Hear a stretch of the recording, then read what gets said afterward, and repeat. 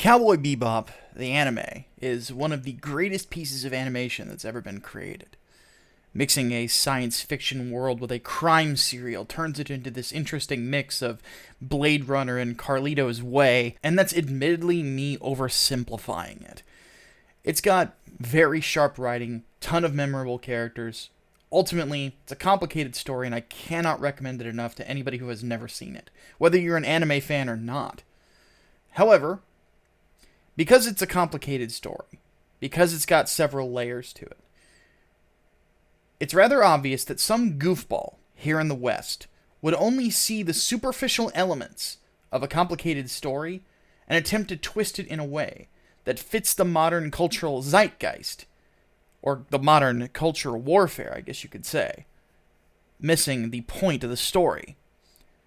I want to take a specific instance and show you what I mean.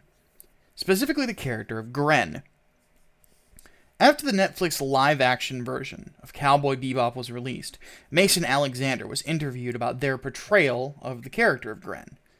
There's a lot of talk about representation or whatnot in an interview over on MSNBC that you're welcome to read on your own if you'd like. The link is in the description. But all of this talk tells me that ultimately they didn't really care that much about the source material or really reduplicating the character as they're supposed to be reduplicated if you're actually going to be doing an adaptation. If anyone associated with the show did care, it would have been done completely different.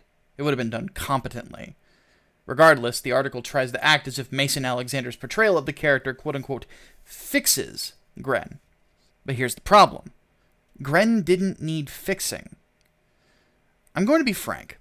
From a storytelling perspective, taking Gren from being a war veteran, playing saxophone in a bar, with a hidden dark past, and turning them into something you would see on RuPaul's Drag Race, misses the point of the character entirely. And no one should be surprised by this. Gren in Cowboy Bebop, the animation, was a soldier during the Titan War, and was arrested and tried as a spy. The rumors that go around within the universe is that the show's antagonist, Vicious, testified against him, and that led to him being sent to prison, where he was experimented on, among other things. Those experiments caused Gren to develop gynecomastia, which causes a man to grow breasts due to a hormone imbalance. Gren, possibly being a homosexual, is mentioned within the show, but it's largely irrelevant to the plot. The point of all of the shock around Gren's physical changes serves a larger story, specifically to show how much of an evil son of a bitch Vicious is, and to drive home exactly how irredeemable he is. It shows that all the pain and suffering that he leaves in his wake is just not something he cares about, and all the things, all the trauma that Gren goes through, all the physical changes because of Vicious turning on him, is just something that Vicious doesn't really give a shit about. You can't help but root for Gren in his attempt for revenge. The thing about Gren is that he's not supposed to be blatant. He's not supposed to be in your face. He's supposed to be subdued, to be cool and collected.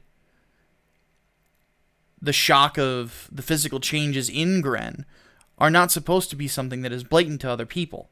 It's supposed to come as a shock so that it accentuates the things that Gren had to go through in prison that changed who Gren was, physically speaking. The idea that you're trying to make him into some sort of gay or transgender icon because of these things ultimately misses, again, the consequences of a character's actions and what they doomed someone else into an existence of.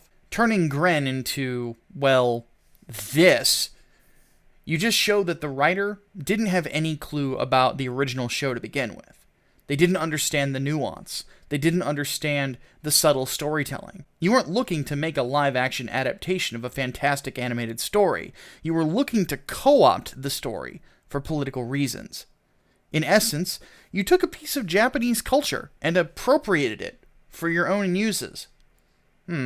I feel like there's a term for just that sort of thing that I'm just kind of blanking on. I'll have to think about it. Maybe it'll come to me later. But another term that I've used in the past is cultural imperialism. Specifically, it is an assumption that political progressives seem to have, that they know better than those weirdos in Japan, and that everything from there needs to be quote-unquote fixed to fit their sensibilities. Quality of the story be damned. The Cowboy Bebop live adaptation series comes across with the attitude of the amateur artist on Twitter, fixing, and I use air quotes there obviously, a Japanese character by making them either fat or ugly. The idea that somehow you, the wannabe creator, understand the artistic expression of someone else better than the original person did is like if the lead singer of Broken Side tried to rewrite a Chopin nocturne, or if Jim Sterling tried to rewrite Planescape Torment. It's a mess, and you're not qualified nor talented enough to reach the apex of the original, so either shut up and hold it in reverence like most of us do, or just shut up and be a sour bitch.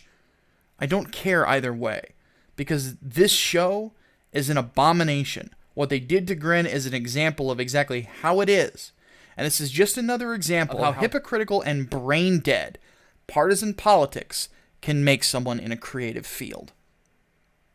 If you enjoyed this video, I would ask that you please take a moment to head over to Indiegogo and check out my newest comic book, Englewood Book 2.